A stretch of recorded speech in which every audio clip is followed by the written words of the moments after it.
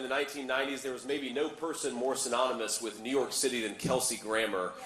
Kelsey, thank you so much for your leadership and for everything you do. Now, I don't want to say too much nice about Kelsey because he may never get another job in Hollywood again, but I will say that he is a true patriot and a guy who, politics aside, has fought for the firefighters, the police officers, and the military service members of this country. Kelsey, I'm so grateful to you and grateful for everything you've done.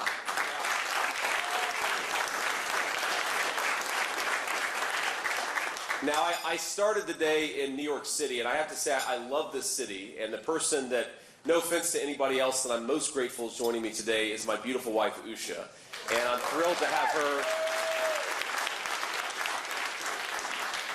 of course, to have her love and support, but as Usha knows, you know, when we first started dating back in the spring of 2011, Usha got a summer job in New York City in the summer of 2011, so it's not exaggeration to say that I fell in love with my lovely wife here in New York City, and so I'm so grateful to be here with you in particular. I love you, honey. Thank you so much for supporting me and for doing all this. And I do have to say, I have heard very talented singers before. The best national anthem I think that I had ever heard until tonight was the 1992 Super Bowl with Whitney Houston. Thank you so much to the singer of the national anthem. You have a gift from God, and I think it inspired every single person in this room. An unbelievable talent, just an unbelievable talent.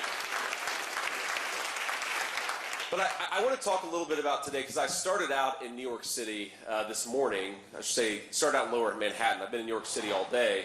And with President Trump and President Biden and Vice President Harris, and I think it's important, of course, to show some real bipartisan unity over what was one of the most significant tragic moments in the history of our country, which was September the 11th, just 23 years ago. And I was a junior in high school in Middletown, Ohio, when September the 11th happened, and I remember it like so many of us. I remember every single moment of that day, from that weird period where we weren't totally sure whether it was an accident or a terrorist attack, to go into the gas station in my mamaw's car, my grandmother's car, late at night, because we were worried that none of us would ever go to get gasoline again when we started hearing that this was a terrorist attack from the Middle East. I remember all of these moments, and I never, ever felt what it really felt like. And I can't say you ever felt what it really felt like, but I came as close as possible this morning as I heard people read out the names of the so many people who had lost their lives 23 years ago to this day. And, you know, there are so many stories and so many just unbelievable individual testimonials. But one woman in particular, I think her story struck out to me so much because I'm the father of a 7-year-old, and she talked about losing her father at the age of 6. And now 23 years later, she's 29 years old. And I think about trying to put ourselves in the perspective of those who have sacrificed the ultimate for our country. We should sometimes think about all of the moments that they have traded in the service of their country. And you think about a 6-year-old girl and all of the moments that I want to be there for my little kids. I want to be there for the first heartache, and I want to be there for a tough day at school, and I want to be there when they're studying for a big test, and I want to be there to walk them down the aisle, and I want to be there for all of the moments of triumph and tragedy that happen. And this little girl lost her dad, and for 23 years she has had to experience that without her father. What an unbelievable thing to be deprived of as a young girl, and what an incredible thing to be deprived of as a young man who wants to raise this girl and be there with her for every moment. And, you know, when I think about not just those who lost their lives on 9/11, but of course all those who lost their lives responding to it in the aftermath and the war on terror, what an amazing testament it is to our country and to our people that we have people who are willing to put on the uniform, who are willing to pay the ultimate sacrifice, and are willing to fight for us, because they trade a lot when they do it.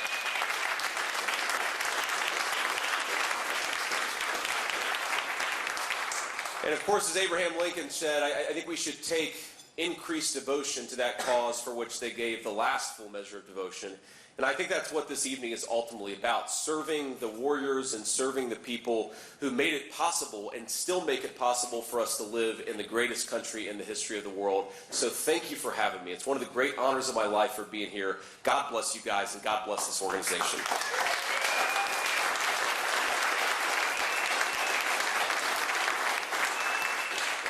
Now, I was introduced, of course, as the vice presidential nominee, which I am. If you're really bad at context clues, I'm running for vice president of the United States right now. And I'm the senator from Ohio, and I am a proud husband and father, but the title that I'm perhaps most proud of, other than being a husband and father, is that I was a corporal in the United States Marine Corps. Hoorah, Semper Fi.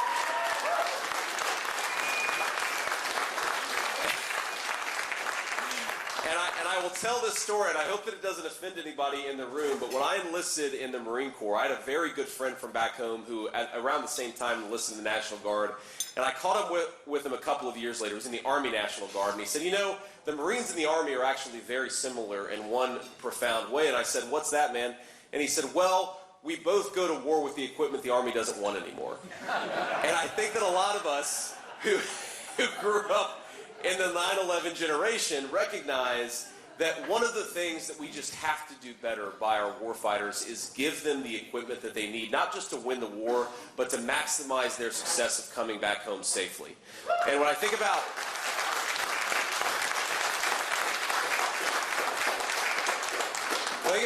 one of the most important moments of, I believe, the Iraq War, and I think it was a National Guardsman who asked a Secretary of Defense, by the way, of my party, of the Republican Party, and said, look, we are not doing well with these IEDs, with these roadside bombs. We've got to get better equipment. And one of the things that I think you guys do so well is advocate for the warfighters. Get us better equipment. Because the response that came from, admittedly, a Republican official was, well, you go to war with the Army that you have. And of course that's true. But on the other hand, when we send our most precious resource, our young people off to fight our battles, we ought to send them with the very best equipment that money can buy. And I know you guys fight for that every single day. And I'm proud to fight alongside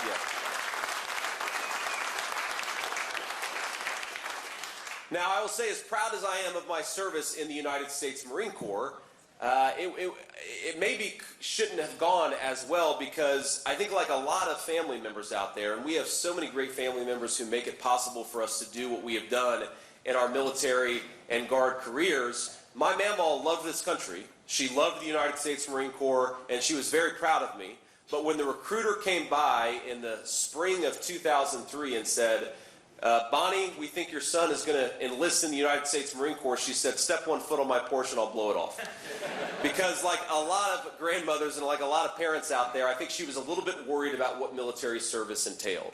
And we have to think about this. I think one of the great mistakes that we made is that in the aftermath of 9/11, as Dan said earlier, we had this incredible reservoir of patriotic spirit. It wasn't just Democrats or Republicans, and all of us were united together as one nation, as one people, both in how we dealt with the tragedy of 9/11, but also how we responded to it. And the folks that we sent overseas, it was everybody. It was black, white, Latino. It was every political party. It was people whose families had been in this country for 10 generations and people whose families had been in this country for 10 minutes. And we did it all together. And we did it because we had this incredible reservoir of patriotic spirit. But I say this as, again, a person who was a junior in high school when 9/11 happened. I think that our leadership took advantage of that. And they didn't do what was necessary with that incredible natural resource of patriotic sentiment after 9/11. Because like any natural resource, you can do one of two things with it. You can build upon it, you can use it wisely and preserve it for the next generation, or you can squander it. And I think one of the mistakes that we made, frankly, because we didn't always choose our fights wisely, and also because people like me, our political leaders, fought over some stupid things, we squandered that incredible reservoir of patriotic spirit. And I promise, whether it's as your next vice president or continuing to serve the great people of Ohio as a United States Senator, I will never take that spirit that embodies 9/11 in this country. I will never take it for granted, and I will promise and fight to preserve it and to build upon it, which is what we should have done 23 years ago.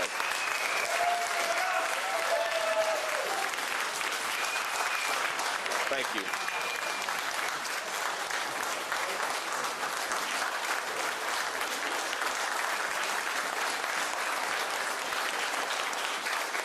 Please, thank you all.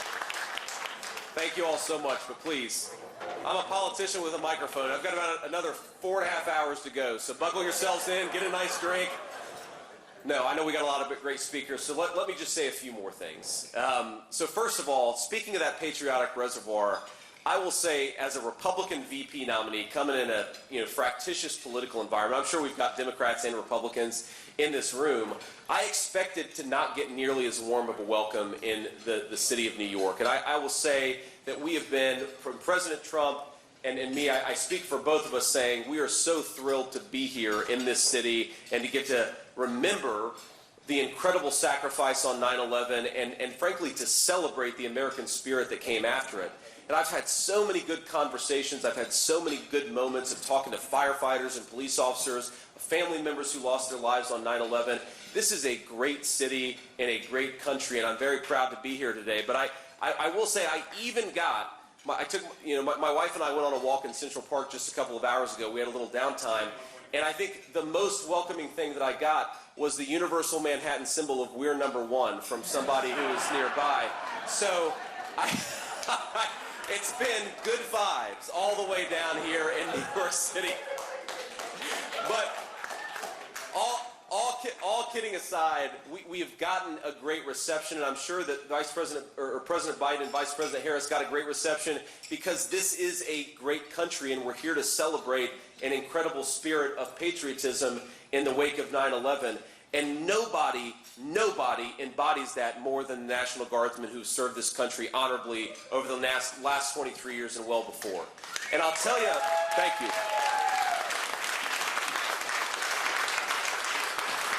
And I'll tell you a story. So this was actually when I was in Iraq, I believe. You had this terrible Hurricane Katrina. Of course, the levees broke in New Orleans. And I had a dear friend of mine who was in the Marine Corps who went down there to volunteer and to help out the first responders. And he met a lot of National Guardsmen down there. And a lot of those National Guardsmen were planning to deploy to Iraq the very next year. And I think about the difference between the Marines and National Guardsmen. Of course, everybody has honorable service, but one of the things we ask our National Guardsmen is to be leaders in their community, is to be teachers and firefighters and first responders, to go into the floods and the fires one minute, but then to go to war the very next minute. And that's an extraordinarily difficult job.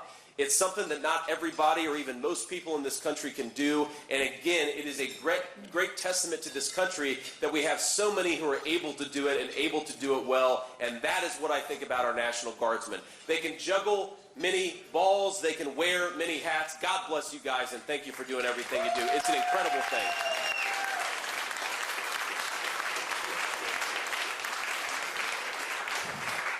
And I think the best way to honor the victims of 9/11, but also to honor all the National Guardsmen and all of our troops who served in the wake of 9/11 is, again, to be careful and judicious about how we use the most precious natural resource.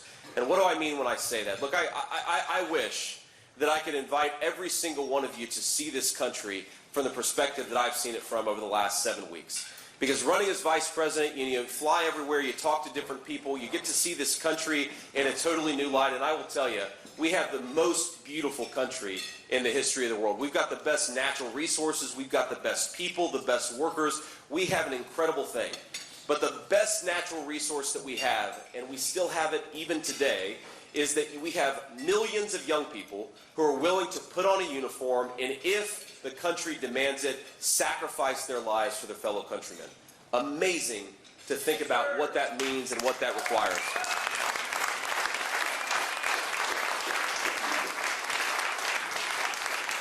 But we have got to preserve that natural resource to the next generation. We have a major recruitment crisis in this country as I speak. And the reason I think we have that crisis is because we have not used that resource, we have not preserved that resource, and we have not fought enough for the people who put on that uniform, wear those multiple hats, and make this country a better place.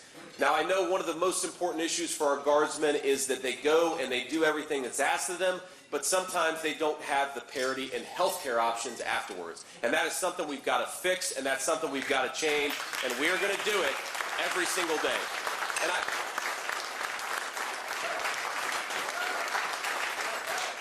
I say that as a person who believes that whether I'm in the Senate or as your next vice president, we're not just here to make promises, but my God, if you get out there and put on the uniform of this country and you're going and helping with a firefighting mission and you're going and helping rescue flood victims and you're going into a natural disaster area, as somebody told me earlier, nobody's asking you whether you're active duty or reserve. Nobody's asking you whether you're a Marine or Guardsman. So we ought to give everybody who puts on that uniform the same benefits, the same honor, and the same respect.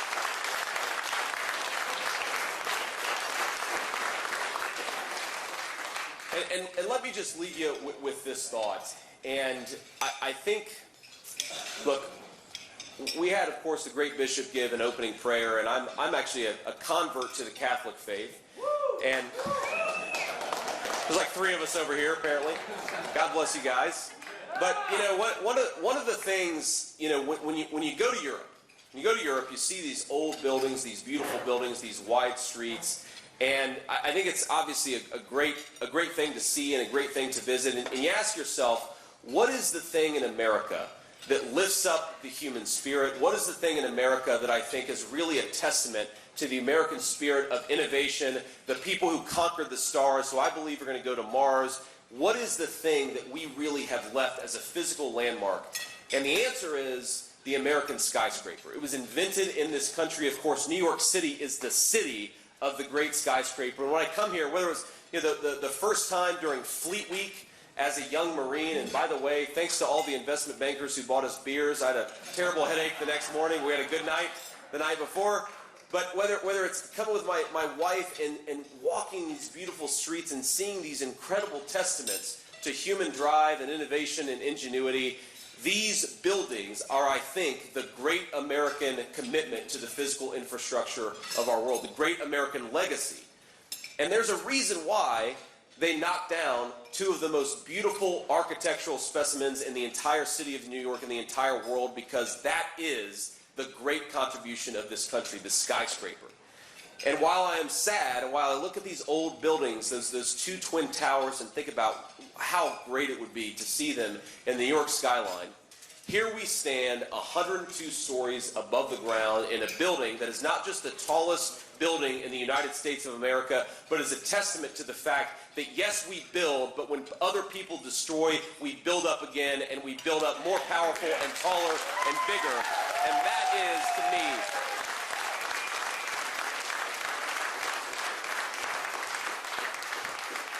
that to me speaks more about the American spirit than almost anything, that we didn't just take a punch, but we responded to it. We counterpunched, of course, but we built this building back, an incredible testament to the people who lost their lives and to the great American spirit that makes this city and this entire country run.